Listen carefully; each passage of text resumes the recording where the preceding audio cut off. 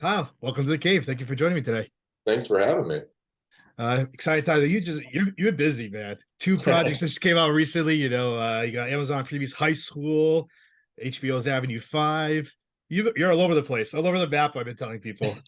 I have no complaints. No, it's someone asked me recently about like working in this era of television, and it continues to be the golden era of television in terms of quality, but also just there's a lot of work to go around. I feel very, very fortunate to have the opportunity to be working during this time. I kind of got into the business right at the sort of onset of the golden age with streaming and cable, but it definitely perpetuated and allowed me to have some opportunities that I'm really grateful for.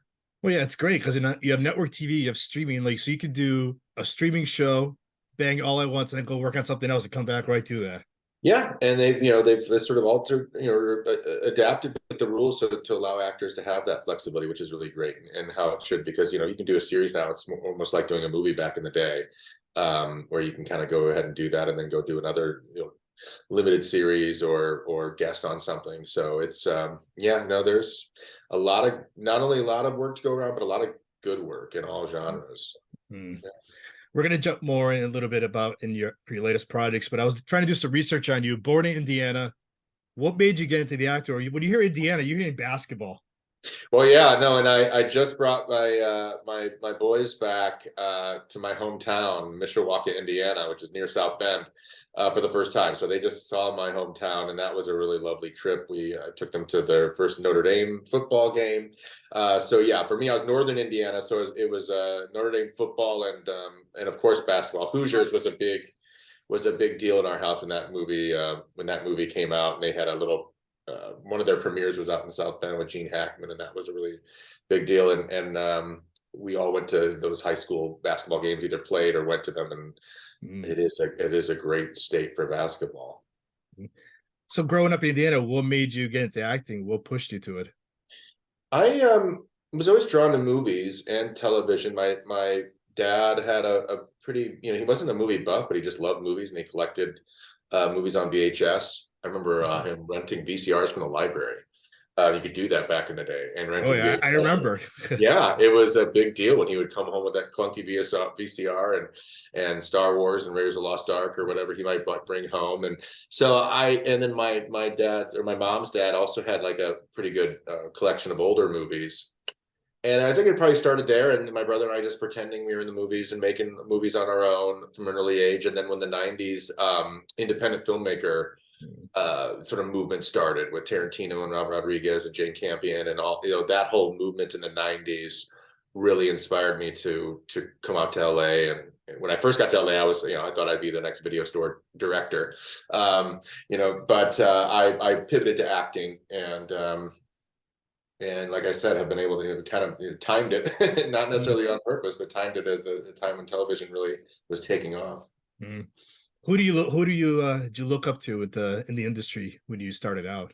Anybody like you try to model yourself under, like not model, but like study watching their film or movie Yeah, or I think TV? when I started out, I don't think because I was sort of more on a writing directing track. It was more that, and it was like sort of the big, all the big names. I remember as a kid watching a lot of Jimmy Stewart and Jack Lemmon, and then in terms of our age, we were watching Bill Murray and John Mhm. Candy, and Steve Martin was my big favorite. I would say Steve Martin's been the most consistent person ever since I was 5, watching all the way now, and through for 40 years now, enjoying his work, from a kid, as a teenager, as a 20 something, and as a 40 something now.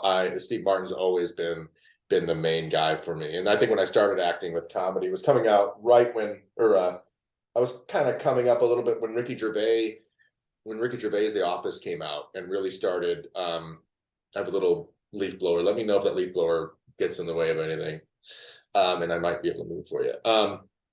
But yeah, when Ricky Gervais' The Office came out, and he sort of changed the style of comedy a little bit, Mm.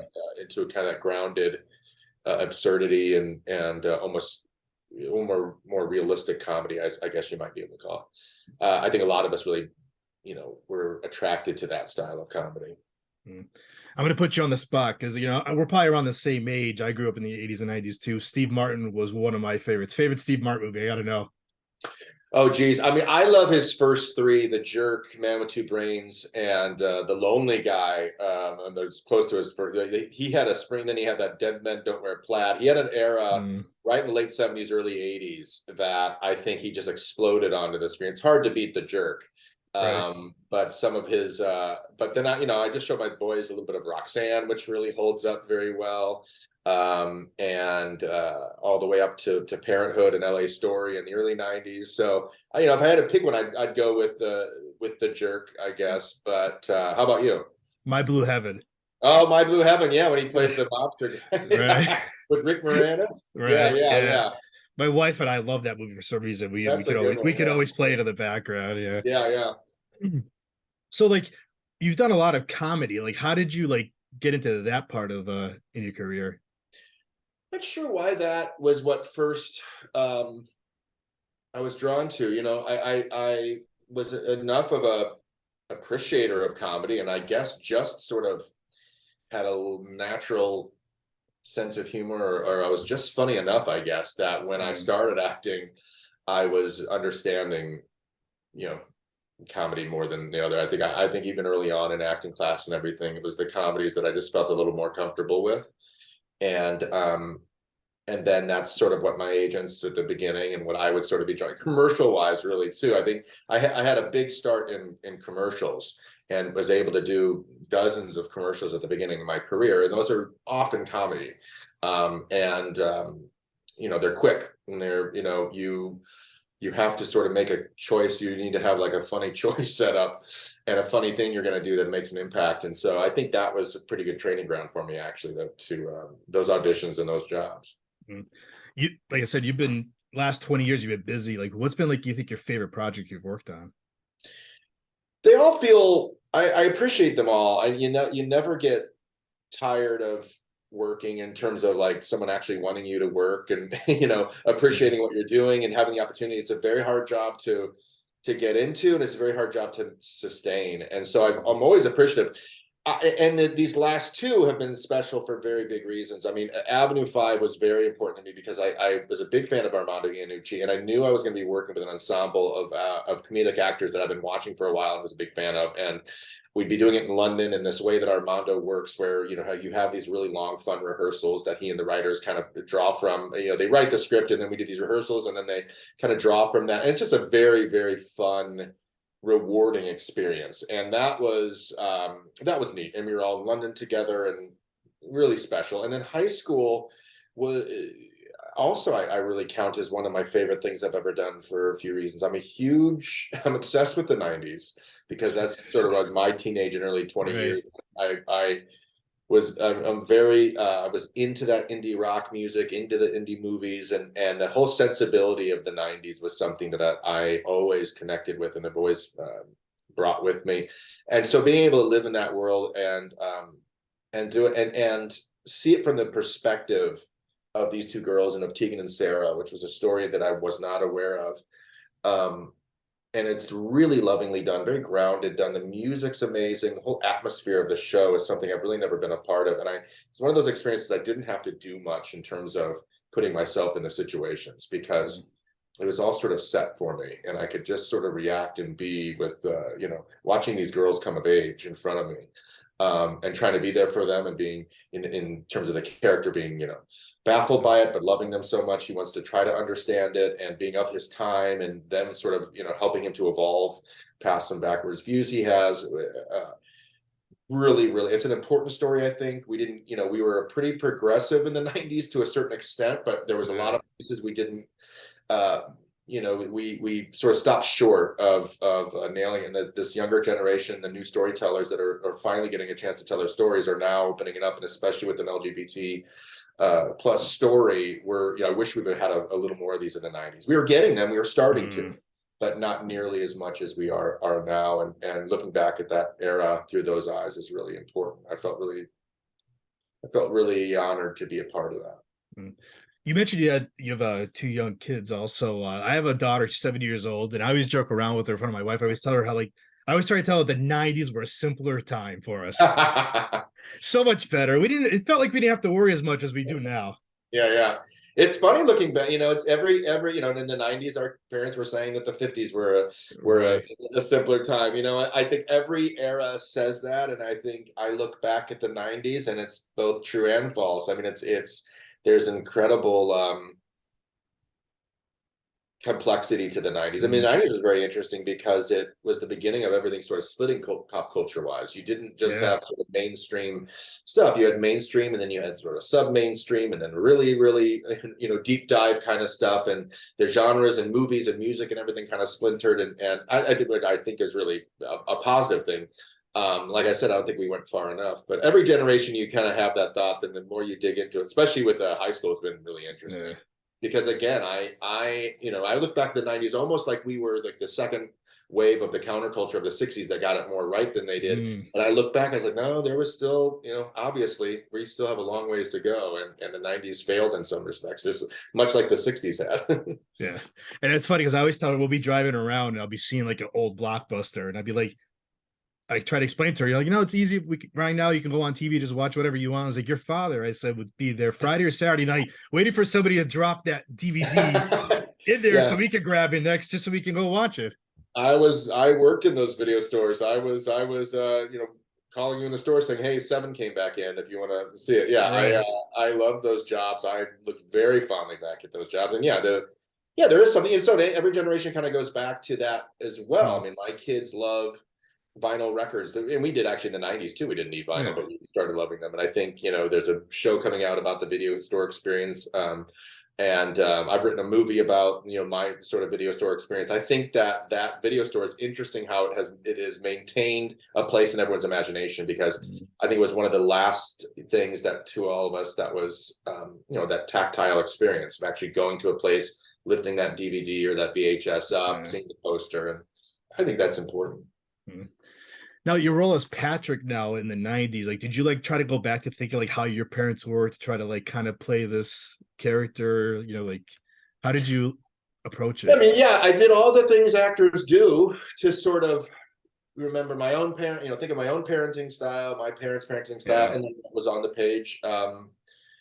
A lot of it and so much of it was on the page, and so much of it was articulated in the character that Clea and Laura drew up, and that was based on a real character in Tegan and Sarah's life, but that they took poetic license with for this. And I really let that guide me the most, because what was interesting to me was he is the anchor of the family a little bit, Mm. and he is a very reliable and ultimately a warm and loving presence in their life. But he's also kind of he's got some, especially when he realizes or begins to realize that they're gay, that he's not necessarily ready for that himself. He hasn't evolved to that, but he's going to, he's going to learn. And I think a lot of men in the 90s were probably going, homophobia was still, and still is now, but even more so then. And I Mm. think his evolution, his dealing with that in a really grounded way that's realistic to that character and his experience at that time, was one of the things that drew me to him, is like having how that character in 1996, 1997 who is going to go on that journey, because everyone could be on the same, or can be on different pages with that even today, but especially in the 90s people were on different pages in terms of catching up with that acceptance. The show's based off a memoir too. Like, did you go back and try to read it just to get a little more grasp on the character? Oh, definitely. I mean, it's really part of the whole experience, and why it's kind of easy to get into. The book is Mm. incredibly good and an incredibly easy read and incredibly raw and emotional and intimate. They don't spare themselves, most of all, Tegan and Sarah. One thing I like the most is it starts off really, and the show does this wonderfully too. We don't see, they're kind of being brats, and they're sort of everything. They're bratty to each other. They're bratty to their parents, and then we see that that's not the only color that they have, and I really love that they weren't trying to paint something that was too saccharine. It was all the colors were there, and I really appreciated that about it. And it was just a very tender story, and when the scripts started coming in, the scripts were really, again, same kind of quality, like complex and tender and humane, and it just I was taken with it almost immediately. And you're also the stepdad on the show. Like, how different is that compared to, like, you're not in real life? That was some of the bigger questions I had, actually, because the voice of this character and his general way was very well articulated. But what I felt might be the most foreign to me was being a stepfather. So I did, talk to a lot of friends and people associated with the show that have been in that position, and so that was interesting. Yeah, it was funny. People would often say, "Oh, you're playing a stepdad. Is it an evil stepdad?" There's a default setting to it. I feel so bad for step parents. It is like Right. awful, like to have that be the default. I think, especially now, I think we're seeing a world where that's not going to be the default setting. I think mid 20th century that was a very in vogue thing to assume or put out in pop culture. But I think it's we're much more. I think we've evolved in our sense of that now. Kobe now plays your wife on the show. Like, how do you describe that relationship and I chemistry? mean, that also came together very naturally. She's a complete pro. I mean, I think we really bonded over Rayleigh and Season, who play Tegan and Sarah, and and became sort of parental a little bit and so that bonded us a little bit. We really started to we really were taken with these girls and what they were. They were a year before they got this, or a year before this show premiered, they were nowhere near the Hollywood world. They were nowhere near sets, and this is their first experience not only acting but making music together. And watching that was something that Kobe and I really liked to experience together, and shared a lot of smiles at how lucky we felt to be part of this project and see these girls kind of grow as people and artists and find their way through it. So we're a few episodes in now. Like, has there been any word yet? Do they have any idea for like another season? What's the word on it? I don't know the official word on another season. There's been plenty of discussion, creatively about what would happen, and all of us obviously want to do more seasons of this. It's definitely connecting with both the Gen Xers that experienced it and the millennial and Gen Z generations that look back in the 90s nostalgically, even though they weren't there as much. It's like in the 90s, a big thing that we did in the 90s is we looked back, or at least my friends died, and a big part of culture. We look back on the 70s and 60s really romantically, and I think that's why I dressed like I was in the 70s when I was in the 90s. I shopped in vintage clothing stores, and I think that's what's happening. So it's been really, really neat to see the connection that the different generations are having with the show. So I'm assuming that and hoping Amazon is seeing that too. Freevee has been a great place. They've been so supportive. The marketing and publicity teams did an amazing job of getting this out in front of people, and the creative teams at Amazon and the development team shepherded this show with Clea and Laura so wonderfully. So I think a lot of people over there love this show, and I think great effort's going to be made to help us continue to tell these stories. What's your favorite 90s moment now on the show? 90s moment on the show? Yeah.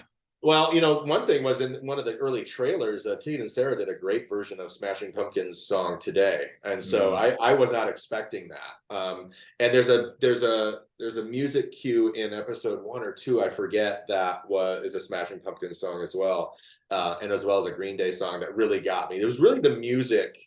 When I watched this, you obviously don't have music on set when you're filming it, so I knew in general where Clea was going to land with the musical choices, but really hearing in that and then seeing it with the way she shot, and the whole thing has a real echo of the 90s films and music that I really loved, and that got me. I actually teared up a little bit a few times watching that.